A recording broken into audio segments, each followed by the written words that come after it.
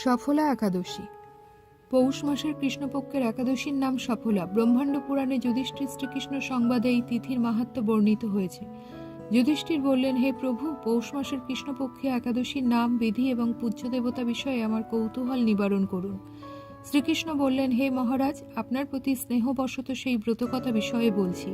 এই ব্রত আমাকে যেরকম সন্তুষ্ট করে, বহু দান দক্ষিণা যুক্ত যজ্ঞাদি দ্বারা আমি সেরকম সন্তুষ্ট হই না। তাই যত্ন সহকারে এই ব্রত পালন করা কর্তব্য। পৌষ মাসের কৃষ্ণপক্ষীয় একাদশীর নাম সফলা।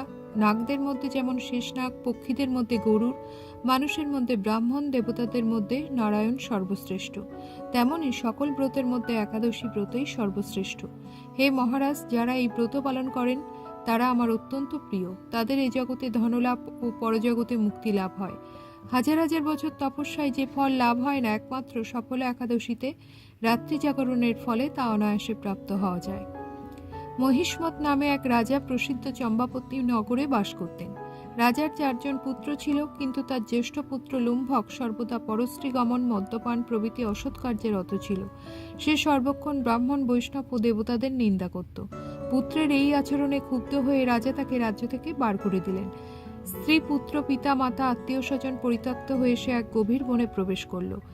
সেখানে কখনো জীব হত্যা, আবার কখনো চুরি করে জীবন ধারণ করতে লাগলো।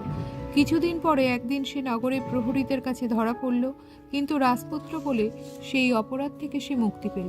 পুনরায় সে বনে ফিরে গিয়ে জীব হত্যা ও ফলমূল আহার করে দিন যাপন করতে লাগলো।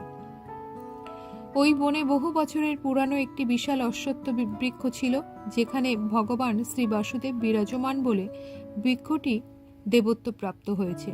সেই বৃক্ষতলে পাপ বুদ্ধি লুম্ভক বাস করত।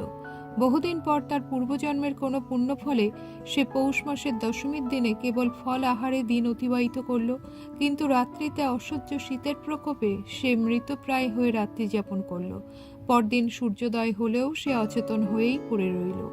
দুপুরের দিকে তার চেতনা ফিরল। ক্ষুধা নিবারণের জন্য সে অতি কষ্টে কিছু ফল সংগ্রহ করল। এরপর সেই বৃক্ষতলে এসে পুনরায় বিশ্রাম করতে থাকলো। রাত্রিতে খাদ্যাভাবে সে ক্রমশ দুর্বল হয়ে পড়ল।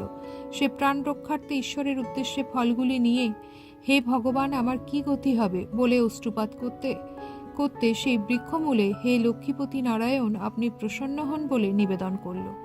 এইভাবে সে অনাহারে ও অনিদ্রায় সেই রাত্রি যাপন করল। ভগবান নারায়ণ সেই পাপী লুম্ভকের রাত্রি জাগরণকে একাদশীর জাগরণ এবং ফল অর্পণকে পূজা বলে গ্রহণ করলেন। এইভাবে অজ্ঞাতসারে লুম্ভকের সফলা একাদশী ব্রত পালন হয়ে গেল। প্রাতকালে আকাশে দৈববাণী হলো, হে পুত্র, তুমি সফলা ব্রতের পূর্ণ প্রভাবে রাজ্য প্রাপ্ত হবে। সেই দৈববাণী শোনামাত্র লুম্ভক দিব্য রূপ লাভ করল। তার পাপ বুদ্ধি দূর হলো, সে পুনরায় নিষ্কণ্ঠক রাজ্য লাভ করল। স্ত্রী পুত্র সহ কিছুকাল রাজ্য সুখ ভোগের পর পুত্রের ওপর রাজ্যের ভার দিয়ে সে সন্ন্যাস আশ্রম গ্রহণ করল। অবশেষে মৃত্যুকালে সে অশোক অভয় ভগবানের কাছে ফিরে গেল। হে মহারাজ, এভাবে সফলা একাদশী যিনি পালন করেন তিনি জাগতিক সুখ ও পরে মুক্তি লাভ করেন। এই ব্রতে যারা শ্রদ্ধাশীল তারাই ধন্য, তাদের জন্ম সার্থক, এতে কোনো সন্দেহ নেই। এই ব্রত পাঠ ও শ্রবণে মানুষের রাজসূয় যজ্ঞের ফল লাভ হয়।